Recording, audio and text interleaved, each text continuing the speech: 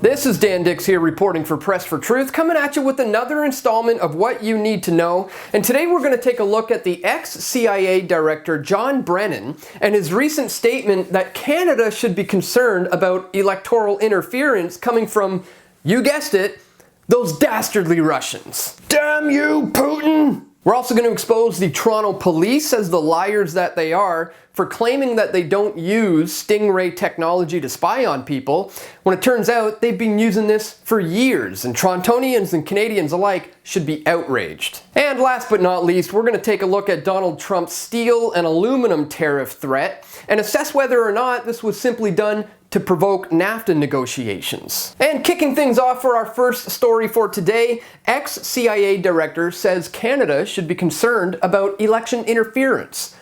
The former director of the CIA says Canada should be concerned about potential interference, Russian or otherwise, in the fast-approaching 2019 federal election. Canada, like other countries in Europe and throughout the world, need to be mindful that there are individuals in countries out there that are going to try to do them harm, including in their electoral systems, he said.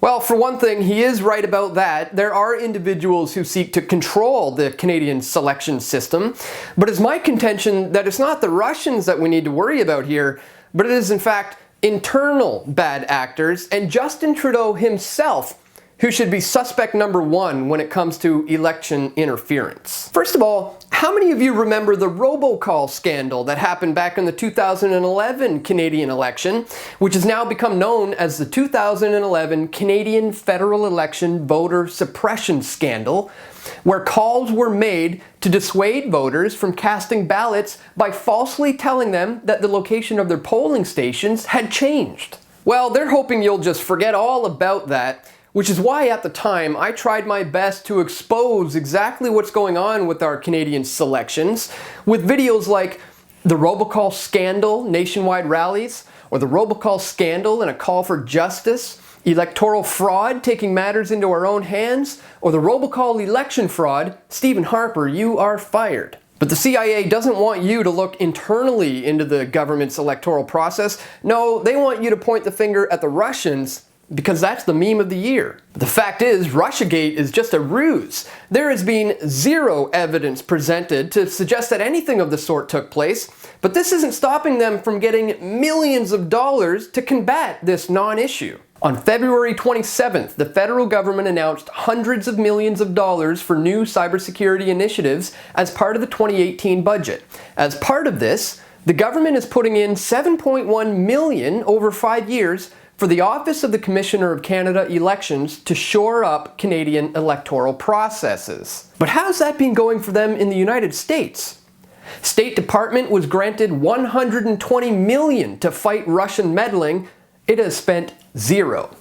As Russia's virtual war against the United States continues unabated, with the midterm elections approaching, the State Department has yet to spend any of the $120 million it has been allocated since late 2016 to counter foreign efforts to meddle in elections or sow distrust in democracy. So knowing how these things go with past examples, it should be clear that this is the wrong direction to go when it comes to getting to the bottom of electoral fraud.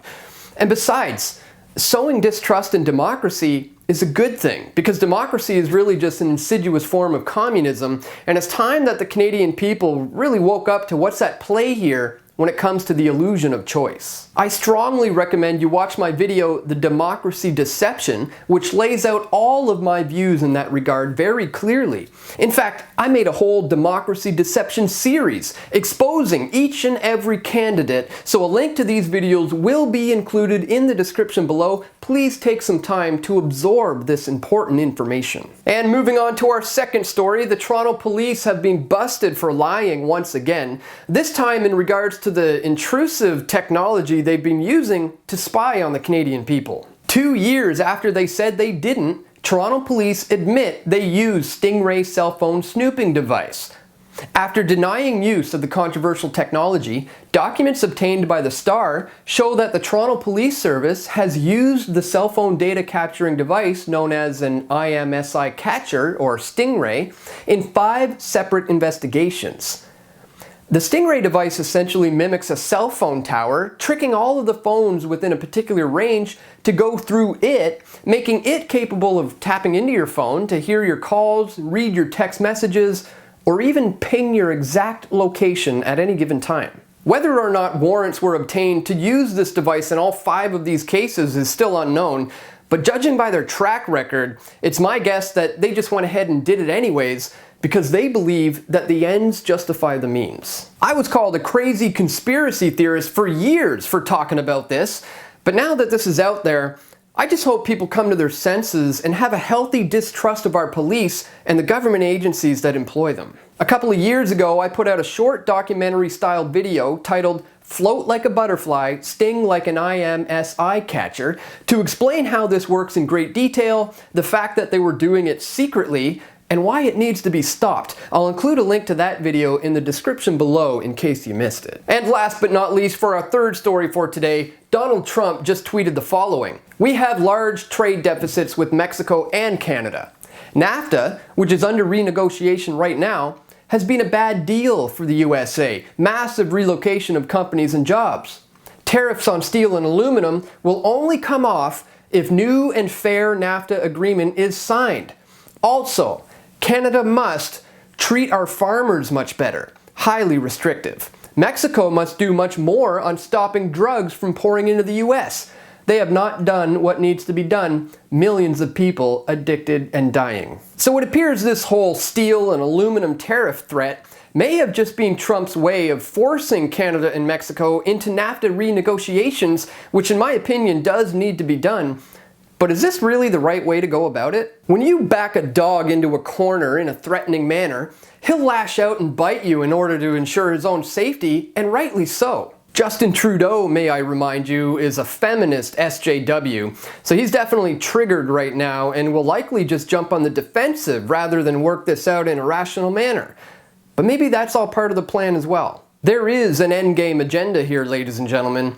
They need to make things a heck of a lot worse in order to provide their real solution to fixing all of this, which is the formation of a North American Union, the dissolving of all 3 nations' sovereignties, very similar to what happened in Europe with the formation of the EU. In my film United We Fall, we interviewed Bilderberg members, Trilateral Commission, and CFR members. We went to the US and Mexico, and we laid it all out in great detail and chronological order how every trade deal that has ever been negotiated was in fact an incremental step towards the formation of a North American Union. And guess what? I'm still being called a conspiracy theorist for this one, but mark my words, they won't be calling me that for long when Trump manipulates this situation so that the deep state can eventually get exactly what it wants: the destruction of sovereign nations with the eventual goal of creating a one-world government. If you haven't seen my film exposing the NAU agenda, I'll leave a link at the end of this video, so please be sure to give it a watch if you want to truly understand what's going on in regards to the endgame agenda with these various trade negotiations. So that'll do it for today, ladies and gentlemen. Let me know what you think in the comment section below. Am I crazy? Or does my track record prove otherwise? And I want to give a huge shout out to anyone who contributes to my efforts by donating at pressfortruth.ca/donate, where you can contribute Bitcoin or fiat, or become a patron, or better yet, by signing up to the Patreon alternative, where you can contribute any amount you'd like on a monthly basis in order to help me go up against the mainstream media and the rampant propaganda coming from the powers that ought not to be. So thanks for watching, my friends. Be sure to click on that like button, leave a comment, and share this video if you found the information to be useful. And stay tuned, because we've got some great video reports lined up and coming out soon. So once again, thanks for watching, my friends. This is Dan Dix reporting for Press for Truth.